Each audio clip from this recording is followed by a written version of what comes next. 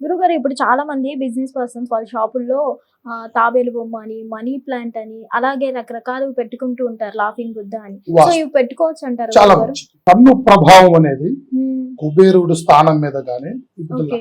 ఈ బుద్ధ అన్నా గాని, హ్మ్. తర్వాత ఈ కుబేరుడి విగ్రహాలు గాని, హ్మ్. ఈ తాబేలు విగ్రహాలు గాని, మనిషి దృష్టి ఎఫెక్ట్ ని కొద్దిగా హ్మ్. అణుస్తూ వస్తదన్నమాట.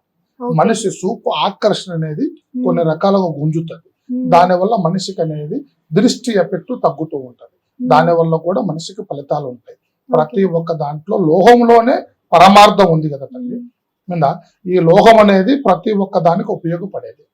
సో మొత్తానికి ఈ దోషాలు నివారించి వాళ్ళు సక్సెస్ అయ్యేలా బిజినెస్ లో చేయొచ్చండి. ఖచ్చితంగా చేయొచ్చు. ఓకే. వాళ్ళు ఎలాంటి సమస్యలో ఉన్నా, హ్మ్. బిజినెస్ పరమైన అభివృద్ధి లేకపోయినా, హ్మ్. బిజినెస్ నడవడి దెబ్బతిన్నా, ఓకే. మీద ఆకర్షణ లేకపోయినా, హ్మ్. వాళ్ళలో ఎలాంటి ఇబ్బంది ఉందో మనం గ్రహించి ఆ ఓకే. బిజినెస్ ని ఖచ్చితంగా మనం అభివృద్ధి చేసి హ్మ్. వాళ్ళకి మంచి రాకట ఉండే విధంగా, హ్మ్. లక్ష్మీ ప్రసన్న ఉండే విధంగా, హ్మ్. ఎలాంటి చెడు దృష్టి, చెడు ప్రభావం, చెడు మంత్రం లేకోకుండా హ్మ్. వాళ్ళకి మంచి మార్గాన్ని మనం ఏర్పాటు చేసి మంచి స్థానంలో ముందుకు తీసుకెళ్ళవచ్చమ్మా.